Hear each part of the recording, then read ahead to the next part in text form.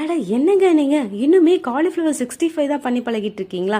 ஒரு சேஞ்சுக்கு இந்த cauliflower crispy fry எப்படி செய்யறதுன்னு பார்க்கலாமா? இதுக்கு நான் ஒரு காலிஃப்ளவர் எடுத்து ஆல்ரெடி வாஷ் பண்ணி மஞ்சத்தூள் போட்டு வாஷ் பண்ணி எடுத்து வச்சிருக்கேன். அது கூட கடல மாவு 4 டேபிள் ஸ்பூன், அரிசி மாவு 4 table spoon, cornflour 4 table spoon, கூடவே மைதா மாவு 4 டேபிள் ஸ்பூன் சேர்த்திட்டேன். அதுக்கப்புறம் 2 டேபிள் ஸ்பூன் ஆஃப் மிளகாய்த்தூள், 2 டேபிள் ஸ்பூன் ஆஃப் மல்லித்தூள். மல்லித்தூள் வந்து டேஸ்ட்டை என்ஹான்ஸ் பண்ணி கொடுக்கும், அதனால சேர்த்துருக்கேன். உங்களுக்கு தேவைப்பட்டால் சேர்த்துக்கோங்க.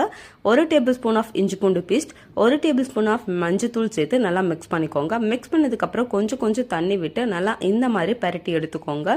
பரட்டி எடுத்ததுக்கப்புறம் நான் ஆல்ரெடி வீட்லேயே தான் வந்து பிரெட் க்ரம்ஸ் பண்ணியிருக்கேன். அதோட வீடியோவும் ஆல்ரெடி அப்லோட் பண்ணியிருக்கேன். தேவைப்பட்டால் அதை பார்த்துக்கோங்க. நான் ஹோம்மேட் பிரெட் க்ரம்ஸ் தான் போட்டு யூஸ் பண்ணியிருக்கேன். இந்த மாதிரி பிரெட் க்ரம்ஸில் நல்லா பரட்டி ஆயிலில் போட்டு பொரிச்சு எடுத்தால் நம்ம சூப்பரான கிறிஸ்பியான கேஎஃப்சி ஸ்டைலில் காலிஃப்ளவர் ஃப்ரை, அதாவது காலிஃப்ளவர் 65 கிறிஸ்பி ஃப்ரை ரெடி ஆயிடுச்சு. ரொம்பவே டேஸ்ட்டாக இருக்கும். கண்டிப்பாக ட்ரை பண்ணுங்கள். பிடிச்சிருந்தா லைக் பண்ணுங்கள், ஷேர் பண்ணுங்கள், கமெண்ட் பண்ணுங்கள். இதை வந்து ஹாட் பாக்ஸில் போட்டு வைக்காதீங்க, நல்லா வதங்கின மாதிரி ஆயிரும். ஸோ ஃப்ரீயாக நல்லா ஏர் ஃபார்ம் ஆகிற மாதிரி விட்டிங்கன்னா நல்லா கிறிஸ்பினஸ் ஃபுல் டே ஃபுல்லாக 1 டே ஃபுல்லாக அப்படியே இருக்கும். கண்டிப்பாக ட்ரை பண்ணுங்கள். பிடிச்சிருந்தா லைக் பண்ணுங்கள்.